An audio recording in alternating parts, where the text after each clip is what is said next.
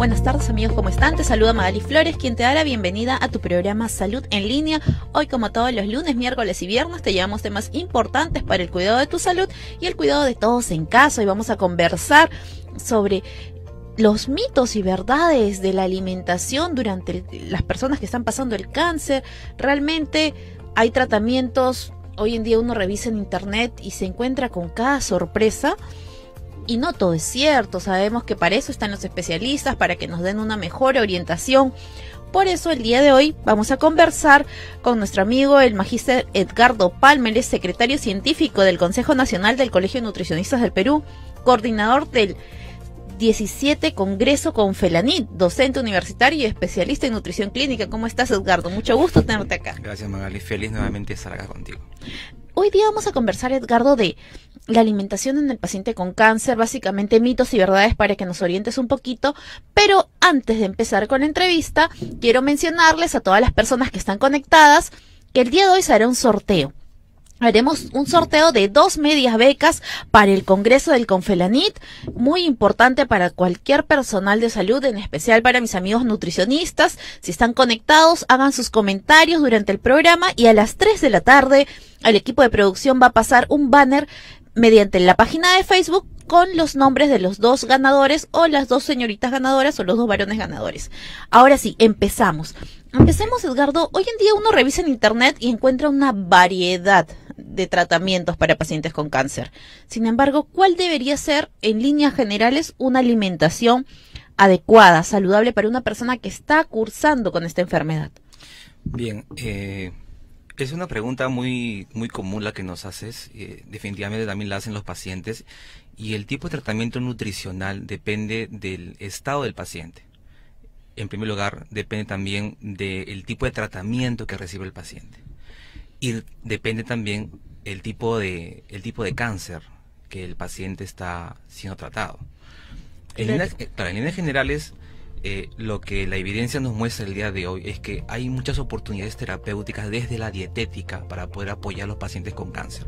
En quimioterapia, aquellos pacientes que hayan culminado la quimioterapia o radioterapia, o sea, que estén en la etapa de recidiva, aquellos posoperados también, y aquellos que quieren prevenir una enfermedad como esta, que han sido de repente encontrados con en el caso de las mujeres, el VPH positivo o el Helicobacter pylori positivo, que ambos son factores de riesgo para hacer un cáncer a posterior.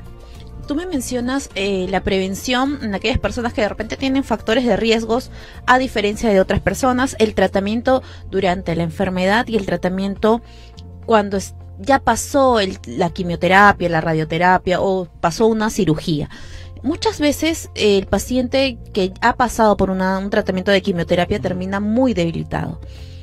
Y esa es la pregunta de muchas personas. Buscan en internet y empiezan a revisar. Dentro de estas revisiones, una de las más comunes, no me van a dejar engañar aquellos que están chequeando el internet ahorita, es la famosa dieta alcalina. Así es. Entonces, ¿qué nos puedes decir al respecto para que nos aclares las dudas y realmente nos expliques cómo es que el cuerpo está y por qué esta dieta no necesariamente es la adecuada? Bueno, parte eso de un concepto equivocado, ¿no? El concepto de que la acidez favorece o es el origen del cáncer. Eso no es cierto, la acidez no origina cáncer, más bien la acidez podría ser resultado o consecuencia de alguna neoplasia, pero es una acidez en el tejido tumoral. O sea, el tejido tumoral, en el microambiente tumoral, el pH disminuye un poco, tampoco mucho, producto del metabolismo del tumor. Pero no es cierto que los pacientes con cáncer son personas que están acidificadas. Medimos a los pacientes con cáncer el pH de la sangre y el pH es muy similar con el que tenemos nosotros. No son personas que están viviendo con un pH menor al de 7.35, que es lo mínimo, digamos, que es de un pH saludable. No son gente que está en 6, en 4. Entonces, esa es una idea equivocada. La acidez no es el origen del cáncer, sino vendría a ser una consecuencia. Sin embargo, el pH de la sangre, digamos, la sangre es el resultado de la salud del cuerpo, en líneas generales. El pH de la sangre no es tan variable de manera crónica por la dieta. Así, uno consume muchos alimentos que tienen determinado pH el pH de la sangre puede cambiar a consecuencia del consumo de alimentos, pero en un corto tiempo se restablece un pH que es parte de la homeostasis del cuerpo. O sea, yo puedo consumir mucha carne, que obviamente acidifica el medio, pero esta acidificación es aguda y es pasajera. El cuerpo tiene que retornar a la homeostasis del pH, y eso sucede en la mayoría de personas, a menos que hablemos de una insuficiencia renal crónica o aguda.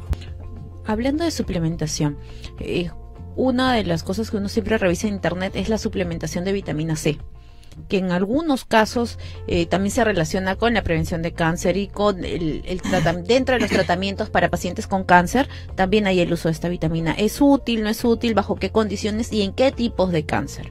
Bueno, hay tratamientos y protocolos aún no estandarizados, que no los vas a encontrar en guías clínicas, en consensos de asociaciones prestigiosas como ASPEN, ESPEN, obviamente. Hay indicios de que la vitamina C favorece el metabolismo, favorece la regeneración de tejidos, favorece, y en pacientes con cáncer hemos visto que buenos niveles de vitamina C en sangre se relacionan con una mejor tolerancia del paciente al tratamiento de quimioterapia.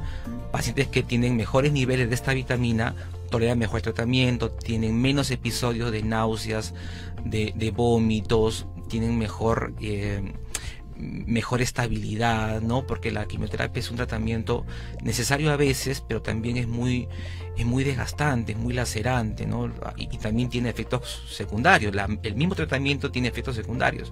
Entonces la vitamina C es una vitamina útil que debemos consumirlo en la dieta diaria, y no es la única, ¿no? La vitamina D también hoy se perfila como un gran inmunomodulador, y los estudios nos muestran que las poblaciones que son más carentes de vitamina D normalmente tienen más enfermedades crónicas, no solamente cáncer, también síndrome metabólico, diabetes tipo 2, y hay una relación poblacional, o sea que ya nos va dando algunas luces como las vitaminas y su presencia en nuestro cuerpo nos predisponen también a desarrollar cierto tipo de enfermedades. Sin lugar a dudas, las vitaminas juegan un rol importantísimo dentro de la protección de las enfermedades, el evitar que tú tengas alguna enfermedad. Entonces, el tema de estar hablando de vitamina D, que hoy en día es nuevo. Antiguamente la vitamina D se decía que solamente se absorbe del sol, o solamente para el crecimiento, ¿no? Para evitar raquitismo, ¿no? Y ahí quedaba.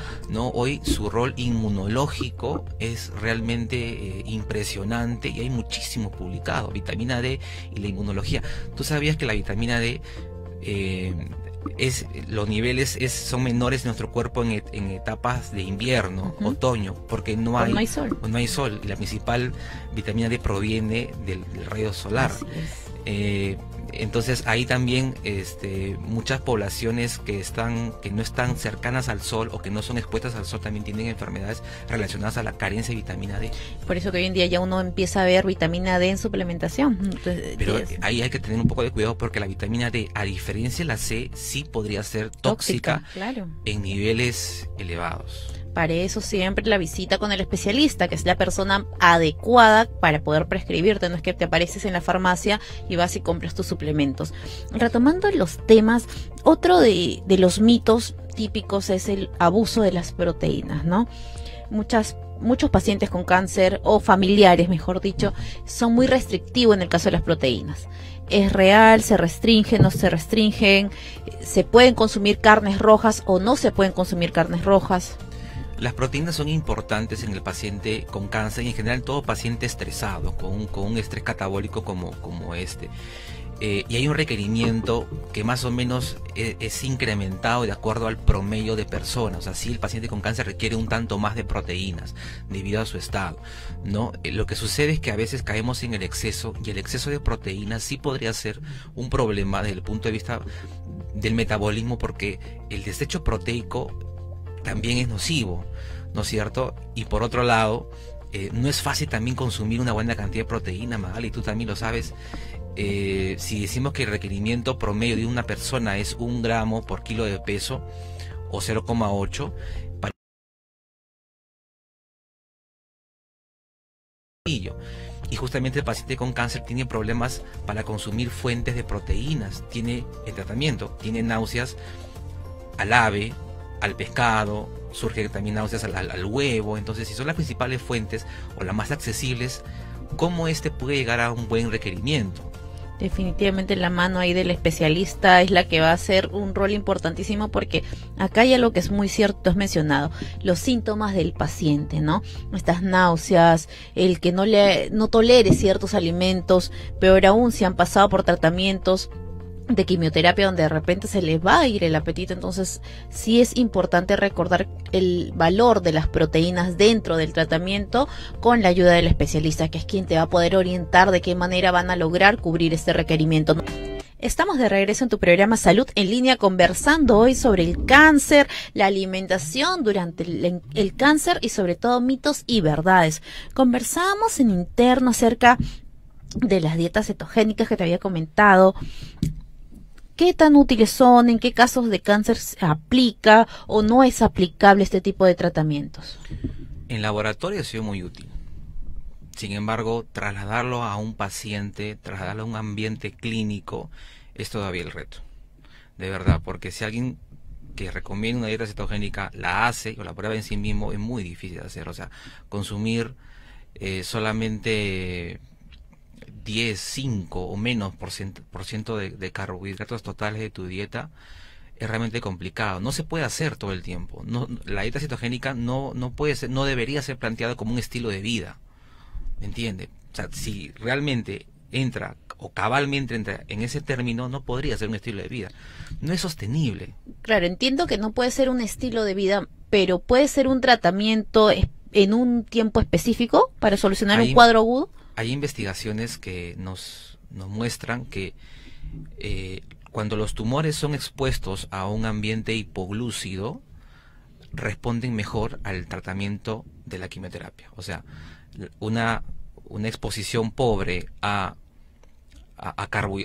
carbohidratos hace al tumor más sensible a los fármacos de la quimio y por tanto estos pueden incidir mejor y que el tratamiento pueda ser más exitoso.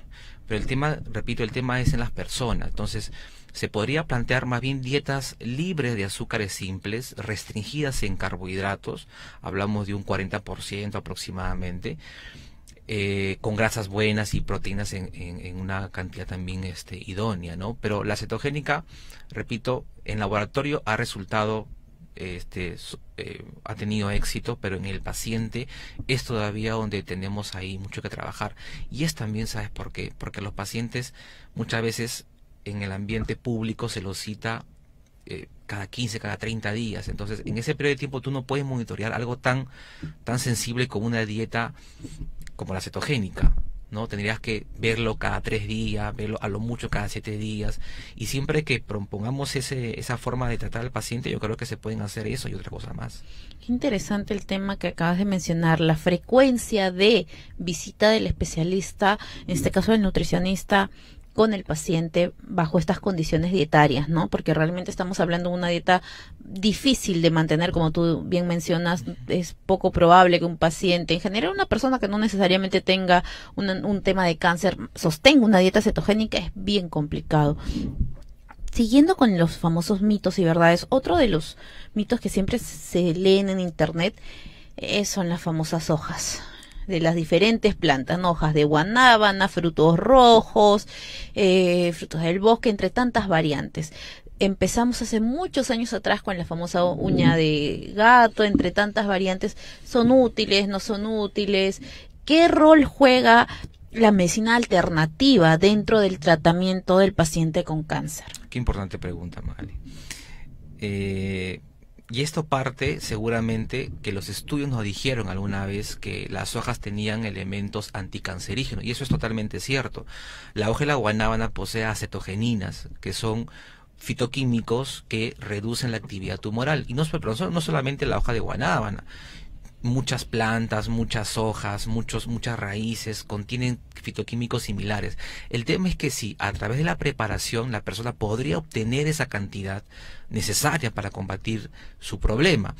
Y lo que nos muestra la ciencia es que en una infusión simple o sencilla o cotidiana no es posible obtener acetogeninas. Por tanto, la clásica infusión de hojas de guanábana vendría a ser más bien una mezcla de otras sustancias posiblemente, pero no del componente a la cual se le atribuye el rol anticancerígeno que es de la guanábana, ¿no? Tú mencionabas también otros frutos secos. En realidad todas las frutas y muchas verduras tienen componentes que podrían ayudar al paciente a combatir su enfermedad, pero es importante también no verlo desde un punto de vista alternativo, sino verlo desde un punto de vista complementario.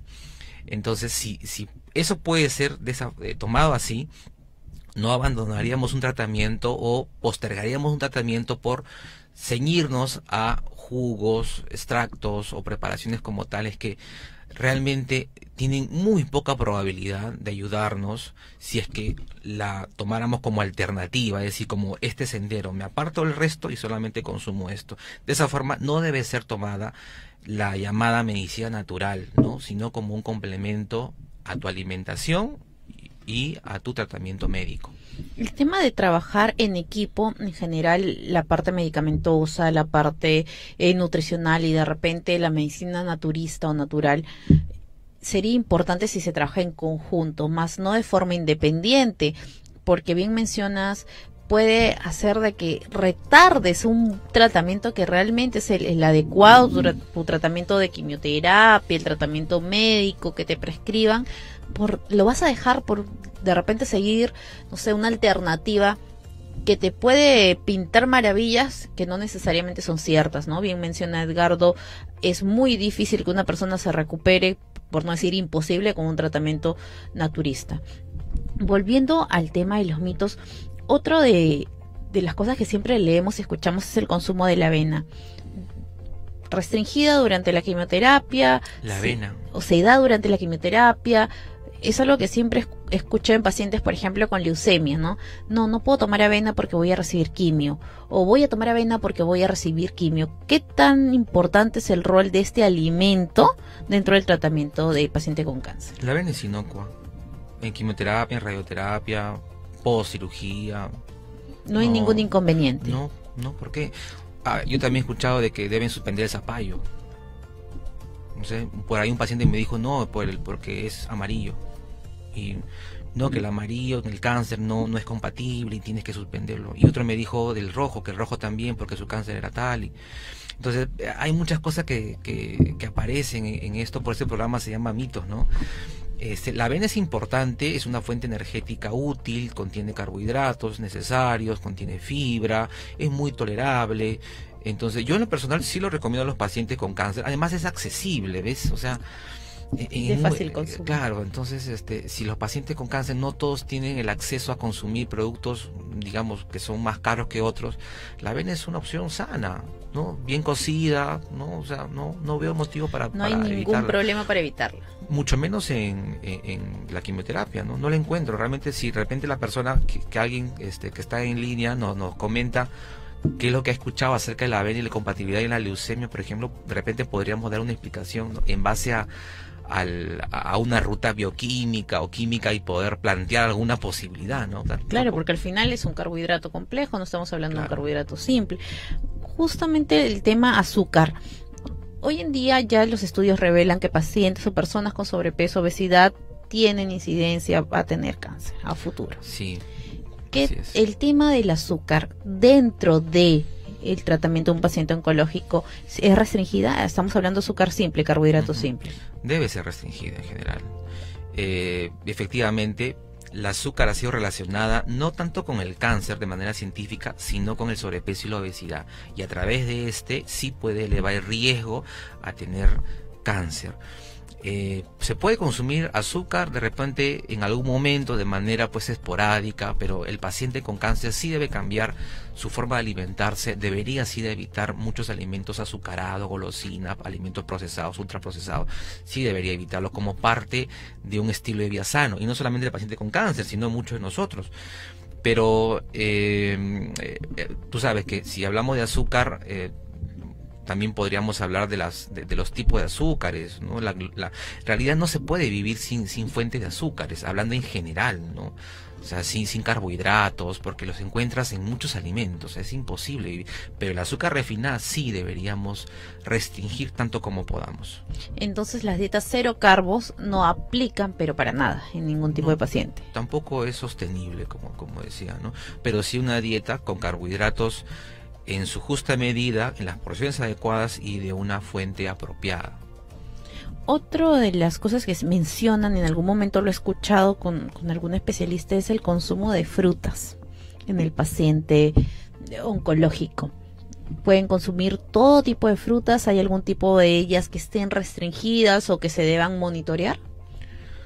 Al respecto también hay una tendencia a consumir las frutas cocidas de repente, ¿no? En quimioterapia, y eso pasa porque la quimioterapia produce muchas veces neutropenia, ¿no? Disminución de neutrófilos en sangre, y eso predispone al paciente a coger cualquier infección del medio ambiente. Entonces, como las frutas y verduras en teoría se consumirían crudas, podrían tener algún microbio, alguna colonia de bacterias que podrían afectar, y de ahí parte la recomendación de cocer todas las frutas, pero hay que tener cuidado. Tampoco es cocer tanto como para eliminar nutrientes de las frutas y las verduras, ¿no? Es de repente un blanqueado, o con técnicas que ablanden el tratamiento, o con técnicas que desinfecten pero que no destruyan el alimento como tal. Pero en general las frutas sí deben ser consumidas por los pacientes con cáncer de manera preventiva, y durante la quimioterapia sí puede ser consumida. Lo que sí sugerimos es que, de acuerdo a los síntomas del paciente, sugerimos evitar algunas frutas que tengan mucha fibra insoluble, como la celulosa, porque estas, tú sabes que tienen un vaciamiento gástrico más lento. Entonces ellos muchas veces se embalonan por los síntomas. La quimioterapia reduce el tránsito intestinal, provoca estreñimiento, en algunos provoca lo contrario, provoca diarrea. Entonces, manejando los síntomas es como se puede prescribir una alimentación, modulando también las frutas, sin cáscara, sin pepa, sin tallos, cortadas, picadas, ¿no? Pero en general las frutas son muy buenas. No, en todo el tratamiento no es que deban de consumir las frutas cocidas, o en este caso blanqueadas. Pueden ser blanqueadas. ¿Pueden consumir frescas? En algún momento un paciente con diagnóstico de cáncer, en algún momento de la enfermedad, ¿puede consumir fruta fresca? Sí, claro. Puede consumir un plátano, puede consumir una mandarina, sí, dependiendo del tipo de cáncer. Sí. Lo más complicado es tratar los cánceres gastrointestinales, porque cuando el estómago, el intestino está afectado por ahí sí es bien complicado. Pero un cáncer de mama es más manejable, un cáncer de útero no avanzado, por supuesto, es más manejable. Tú puedes tener más opciones, lo educas mejor al paciente, la interacción es mejor, el paciente también es más receptivo. Pero cuando el tracto digestivo está afectado, olvídate. Es que es complejo, muy imagínate, sí. Tiene el tracto digestivo dañado, es complicado hasta hacerle llegar el alimento, que este mismo se introduzca. Ahora, dentro del tratamiento del paciente con cáncer, el tema del soporte nutricional, la suplementación, pacientes con NPT, o sea, ¿en qué casos y por cuánto tiempo se puede sostener un tipo de tratamiento de esta manera? Igual, depende del tratamiento. Por ejemplo, los pacientes que vayan a ser operados, no sé, pues un tumor de boca, un tumor de esófago, dependiendo de cómo el paciente, la situación actual del paciente, la inmunonutrición nos muestra que hay oportunidades para preparar al paciente y que éste responda mejor a la cirugía y luego a la recuperación del mismo. Es una etapa preoperatoria, ¿no? Pero aterrizando un poco más esa pregunta, hoy se venden muchos suplementos para pacientes con cáncer, ¿no? La verdad, yo trabajo con muy pocos de ellos, y es porque la composición de muchos de ellos contiene sustancias que no son muy saludables. Muchos de ellos son ricos en azúcares, como glucosa, como sacarosa o como fructosa. La fructosa también es un elemento que, si bien es cierto, está dentro del mundo natural, digamos las frutas, de manera aislada y en altas cantidades como jarabe de maíz sí no es recomendable, porque la ciencia nos muestra que los tumores que son expuestos a este tipo de azúcar en especial se vuelven más agresivos. Entonces no es oportuno consumir de manera muy rutinaria un elemento que te aporte demasiada fructosa como suplemento, o sea, como jarabe de maíz. También muchos de ellos tienen mucho sabor, y el paciente con cáncer en tratamiento no tolera los sabores pronunciados, porque eso incluso hace que tenga más náuseas. Sabor a chocolate, sabor a fresa, sabor a vainilla, y uno lo prueba y realmente es dulce. Entonces, más bien para ellos requerimos algo más neutro, ¿no? Yo, por ejemplo, también uso módulos proteicos. Claro, armas tu propia forma. Claro, ¿no? Con el módulo proteico tú puedes complementar lo que contiene una preparación casera, que el paciente ya lo conoce, ya lo sabe, y a veces termina siendo hasta más módico, hasta más más económico, y el paciente puede hacerlo a largo plazo, porque recordemos que el tratamiento es largo. Realmente un tratamiento es para toda la vida, no es que sea solo un solo periodo, pasó el tema de la quimioterapia y quedó ahí. El tratamiento nutricional acompaña durante todo el tiempo de vida del paciente. Sí, es cierto. Hay estudios que nos muestran que los pacientes que han sido tocados por el cáncer tienen una predisposición leve a a recurrir por la misma enfermedad. Y realmente mucho de lo que hoy sabemos todavía es incierto. O sea, hay personas que, cuidándose mucho, contraen esta enfermedad, la superan y en un tiempo, a pesar que han terminado todos sus ciclos de quimioterapia, radioterapia, lo que fuese, la enfermedad regresa y uno dice, pero ¿por qué? ¿No? O sea, pero todavía tenemos mucho por investigar. ¿Por qué sucede? Claro, y sin saber la causa es poco probable encontrar realmente la cura. Por ahora sí. Otro de los puntos, hablando justo de la cura, es estas famosas dietas para el cáncer, dietas que curan el cáncer, que a veces uno revisa en internet, dicen dietas para cáncer, dietas que te van a curar el cáncer o tratamientos para curar. A la fecha no existe. ¿Tratamientos desde la dieta? Dietarios. No, la dieta, el rol de la dieta no es curar el cáncer, el rol de la dieta es entregar a un paciente apto para su tratamiento médico. O sea, tenemos que articular los esfuerzos, no podemos tampoco, sería osado decir que con la dieta uno puede vencer al cáncer. Seguramente habrá casos, ¿no? Pero experiencias, no casos reportables. Experiencias que uno escucha que no, yo tomando este alimento, licuando esto, yo me he curado. Y bueno, hay que respetar eso, pero no podemos tomar eso como una recomendación en general. La dieta da un soporte muy importante al paciente con cáncer, pero no debe ser tomado como único tratamiento para un paciente con esta enfermedad. Es importante lo que mencionas, Edgardo, porque muchas ocasiones el paciente viene de haber pasado por diferentes servicios, por diferentes tratamientos y cree que aquella persona que le ofrece la cura solamente con vía alimentaria o con vía naturista ya es lo máximo, y no es así. Bien mencionas, el tratamiento alimentario es un soporte para toda la enfermedad, y la enfermedad tiene un tratamiento pues obviamente de tipo medicamentoso, ya sea a través de quimioterapias o de otro tipo de terapias, ¿no? El uso de edulcorantes, muy relacionado con cáncer, los estudios han demostrado muchas cosas. Hoy en día hay muchos pacientes con diabetes. Encontramos pacientes con diabetes y con cáncer. Sí, así es. La diabetes predispone a hacer cáncer y el cáncer predispone a hacer diabetes tipo 2. Uy, es un ida y vuelta en hay ambos casos. Hay una relación recíproca entre ambas enfermedades crónicas, pero quien está en medio, quien es la madre del cordero, es la resistencia a la insulina que deviene del sobrepeso y la obesidad. Esta resistencia a la insulina que realmente hoy en día se ven desde personas muy jovencitas, sí, desde niños. He visto en consulta pediátrica pues niños de 13, 10 años ya con insulinas elevadísimas, y el problema no es el niño, es el adulto. ¿Qué está haciendo con ese niño? ¿Sí? ¿Qué está haciendo con este niño? ¿Cómo lo está alimentando? El tema del edulcorante que te mencionaba puede ser o debería ser totalmente restringido dentro del tratamiento. Sí, se podría evitar algún edulcorante artificial, ¿no? Como el ciclamato de sodio, como la sacarina, el aspartame, sí se podría evitar. Hay estudios que sí reportan causa o asociación positiva, ¿no? Entonces, claro. Entonces, pero el único edulcorante o saborizante o endulzante que por ahora nos muestra esperanzas es la stevia.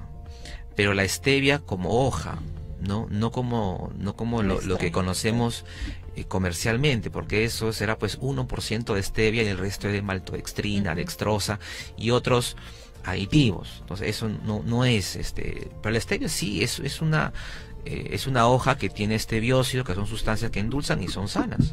Dime, ¿y la sucralosa? Porque me has mencionado a todos menos a la sucralosa. Sí, la sucralosa en los últimos 5 años ha mostrado efectos que no son tan buenos, ¿no? Sí, efectos desde el punto de vista metabólico que nos recomiendan un uso muy moderado, muy precavido y tanto como se pueda evitarlo, ¿no? Y justamente la sucralosa es uno de los edulcorantes que está presente en casi todos los edulcorantes. Si tú te pones a revisar, sí, casi todos tienen sucralosa, así que mucho cuidado con lo que están consumiendo, hay que tener muchísimo cuidado al respecto.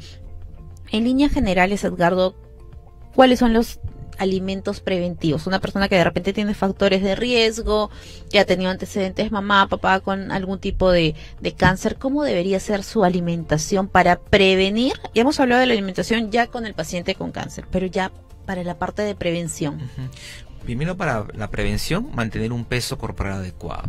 Los pacientes que han superado la enfermedad, imposible, o sea, no deberían retornar si es que han estado en sobrepeso o obesidad, no deberían ganar más peso del que debieran. Eso por cuanto al peso. La actividad física también es muy importante, evitar el sedentarismo es muy importante para prevenir a largo plazo. Desde ya los alimentos, pues las grasas saludables es una buena forma de buscar la prevención del cáncer. Las grasas del tipo que está en el pescado, del tipo que están en el aceite de oliva, en las aceitunas, en los frutos secos, esas grasas son muy buenas. La fibra también cumple un rol muy importante para modular la inflamación desde el intestino hacia todo el cuerpo, porque hoy en día el rol de la microbiota intestinal ya se conoce. Sabemos que la microbiota pues comanda una serie de mecanismos que no acaban en el intestino, ¿no?, sino se reparten por todo el cuerpo hasta el sistema nervioso central. Entonces la fibra es importante. Los antioxidantes de las frutas y las verduras también son muy importantes para buscar prevenir el regreso de esta enfermedad. Lo que tú mencionas es cierto, Edgardo. La alimentación en general cumple un rol importantísimo y la actividad física también. Así es. El paciente que ya tiene cáncer, que de repente ya pasó la etapa de quimioterapia, ¿puede retomar y hacer actividad física tranquilamente? Debería. Es más, los estudios nos muestran que los pacientes, siempre que puedan, obviamente, deberían evitar el sedentarismo durante la quimioterapia. O sea, siempre que el paciente pueda caminar, claro, que esté en condiciones, debería evitar el sedentarismo, porque el sedentarismo va a limitar la absorción de muchos nutrientes. Un paciente que está postrado, que no se mueve, no va a aprovechar apropiadamente las proteínas que le demos, los minerales que se le aporte la dieta. Por muy buena que sea la dieta, si el paciente no se mueve, ese músculo no va a poder evitar el desgaste, ¿no? Entonces es importante que el paciente en tratamiento y luego de evite el sedentarismo y haga una actividad física tanto como sea posible. Por acá vamos a leer algunos de los comentarios que nos han escrito. Nos han escrito muchísimas personas. Irma Bojorques nos escribe, nos dice por acá: el régimen de alimentación siempre debe ser balanceado y nutritivo y dependerá de cada paciente que tolera alimentos, el tipo de cáncer, los síntomas, la enfermedad, el peso, nivel de injuria. La prescripción de la dieta depende de cada paciente en general. Eso es muy cierto, claro, ¿verdad? Sí, el tratamiento siempre es individualizado. Debemos de evitar el copiar dietas, peor aún en una enfermedad tan compleja como el cáncer. El tema de estar copiando la dieta que le dieron a la tía, a la prima o a la vecina no aplica. Muchísimas gracias a todas las personas que se han conectado, que han escrito el día de hoy a las 3 de la tarde. Recordemos, es el sorteo, el banner se va a publicar a esa hora. Ya el equipo de producción lanzará a las 2 personas ganadoras de las 2 medias becas para el Confelamid. Muchísimas gracias, Edgardo, por habernos acompañado la tarde del día de hoy. Cuéntanos un poquito de qué trata el Confelamid, cuándo son las fechas, el lugar y dónde se pueden inscribir. Sí, bueno, Perú tiene la suerte de ser sede del 17º Congreso Confelamid y es una experiencia realmente grandiosa la que tenemos a la puerta, porque ya son poquitos días, son más de 13 países que vienen al Perú con los mejores exponentes.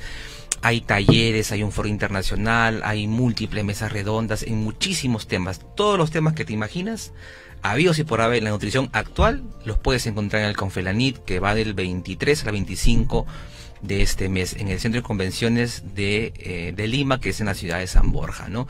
Entonces ahí les he dejado los teléfonos para que puedan comunicarse. Todavía hay vacantes, así que los invitamos a participar de esta fiesta académica. Muchísimas gracias por habernos acompañado la tarde del día de hoy. Esto ha sido todo en tu programa Salud en Línea.